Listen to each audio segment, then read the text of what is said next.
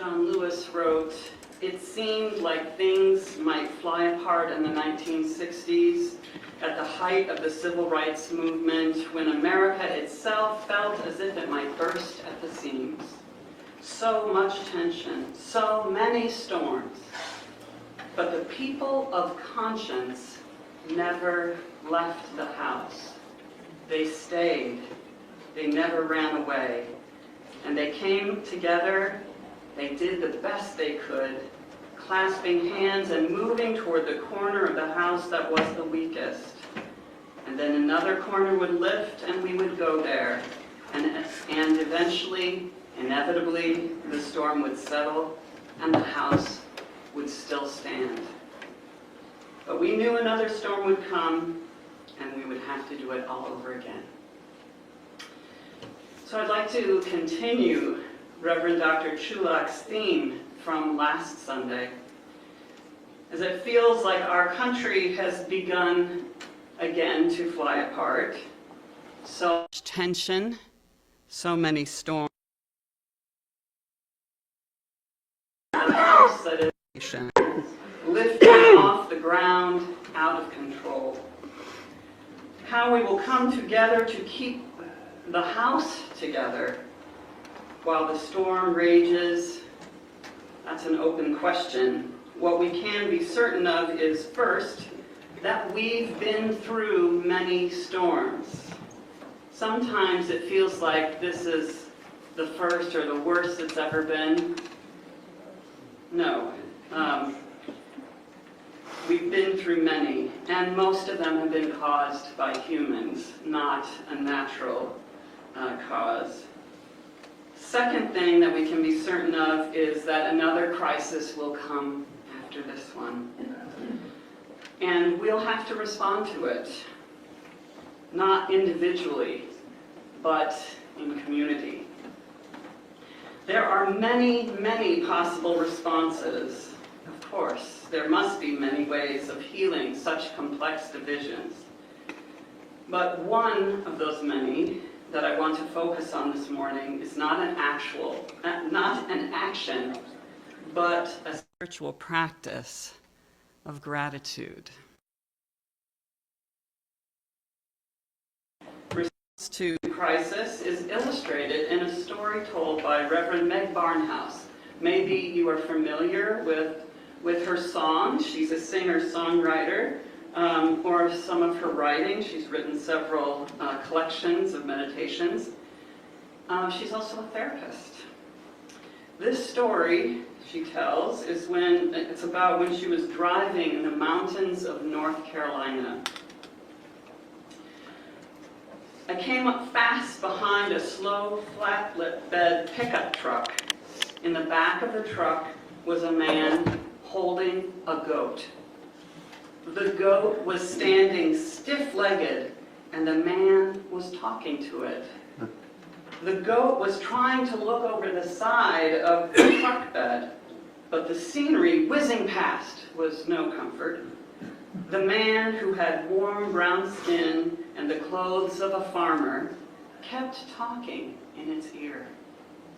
Slowly, the goat folded its legs and sat down in the man's lap, lifting its head into the breeze, eyes closed. It finally relaxed." Barnhouse reflects, "I recognize that situation. I have been a goat in the back of a pickup truck, heaving itself around mountainous curves, out of place, out of my element, deeply confused, with no helpful experience to help me deal with my predicament. Sometimes there is someone whispering in my ear, just stay calm. Sit down, give up. Everything's going to be all right." In such situations, the first thing I want to do is keep my feet. I want to stay up, ready to spring into action at a moment's notice. I want to see over the side, even though that only makes things worse. I can't figure out if I'm on my way to a better place with deeper grass and better company, or whether I'm being transported to the slaughterhouse. The whole time, the voice is saying, just sit for a while and relax. Surrender to events. Don't try to intervene at this time. Detach yourself from outcomes.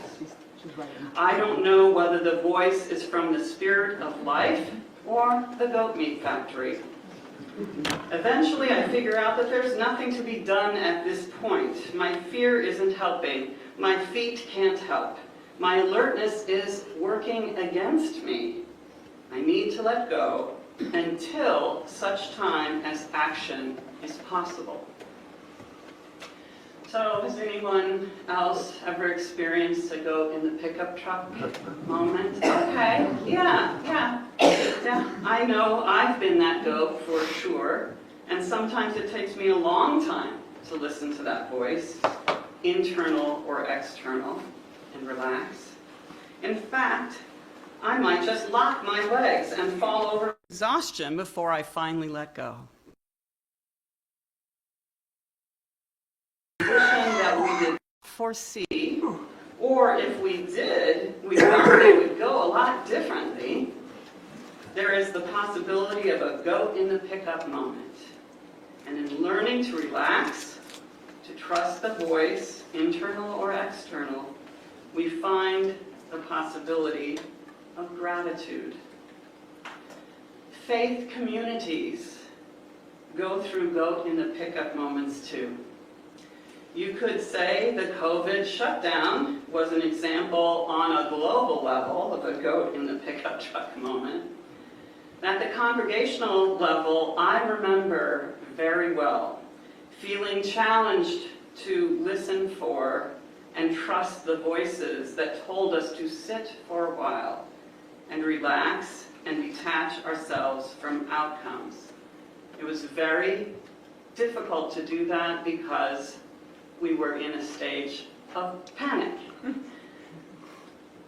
But gratitude for those voices that helped us through built confidence, and still does, to offer our own voices of calm and comfort in return. As you heard in the introduction, I'm fairly new to the UU congregations and clergy in this region, having served the Carbondale Unitarian Fellowship in Southern Illinois for the past 11 years. But I was told a bit about the unusually difficult trials and travails that you all at the UU congregation of Saratoga Springs have gone through over this past year. I imagine there is both frustration and anticipation, and a bit of what could possibly happen next attitude, and that's totally understandable. There can be other responses which have brought you together, bring you together in acceptance and gratitude, as well as confusion and fear of this unexpected stormy time. In the recent experience of UU Congregation of Saratoga Springs, you all are the goat, and you all are the voices of reassurance. I invite you now into just a brief moment of meditation as we consider the calm deliberation of the goat whisperer to embrace this trying time of uncertainty and building connection as you listen to these words of Irish poet and author John O'Donohue.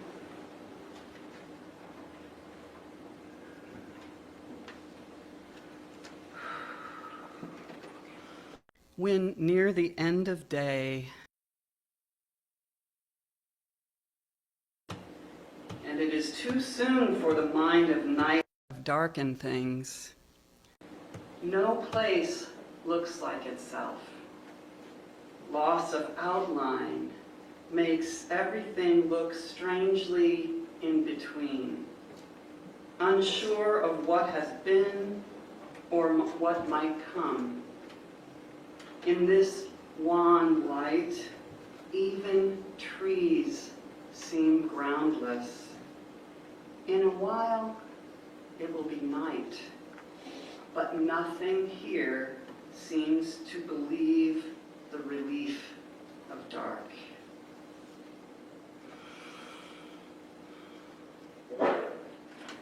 Dusk, the time between day and night when the light is strange and outlines blurred, this is the poetic setting for the unsettled period, the time from which we emerge. It's hard to be present and appreciate the liminal, the in-between time. It's natural for us to want to speed up that neither here nor there, and move right into the relief of the dark and then the new dawn. But the poet counsels us to be patient. You can endure here, the more refined your heart will become. I invite you to bring to mind now that kind of interim, unsettled time, a time that you remember how difficult and slow it felt to be neither here nor there. Maybe it was a period between jobs, or a time after graduating, or after retirement, after a divorce, after a death, when, as O'Donoghue describes, everyone else has lost sight of your heart, and you can see nowhere to put your trust. You know you have to make your own way through.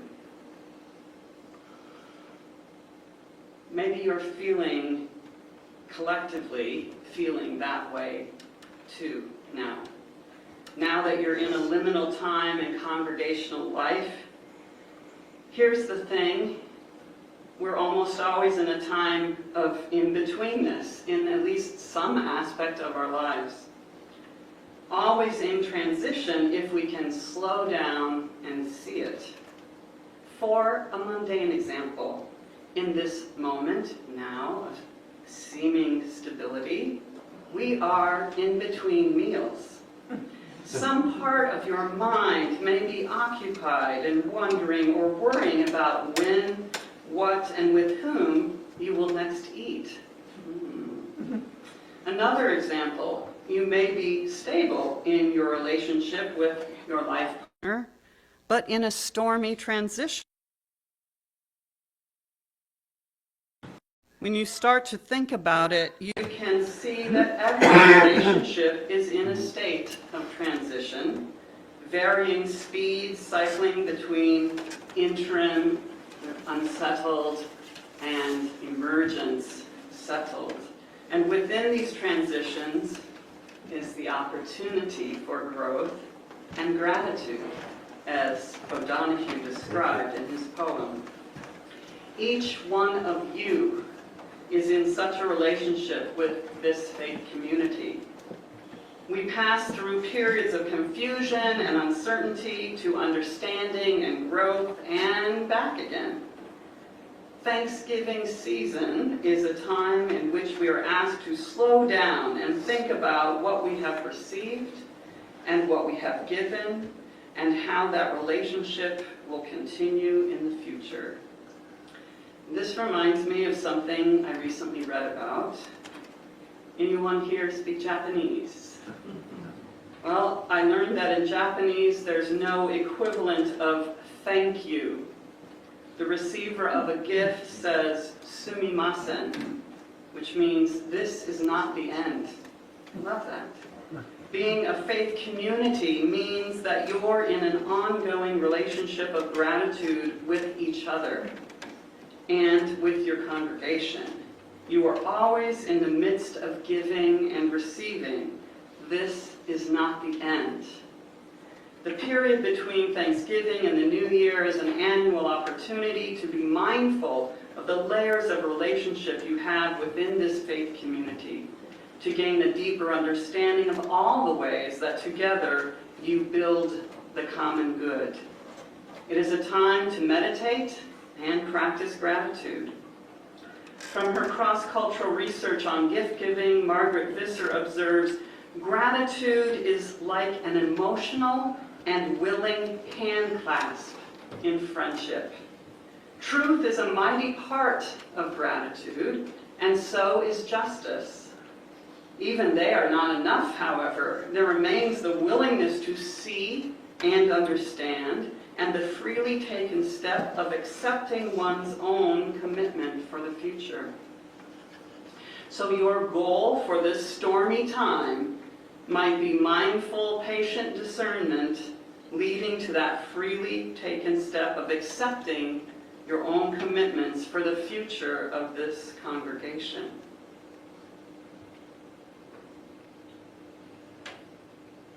But the people of conscience never left the house.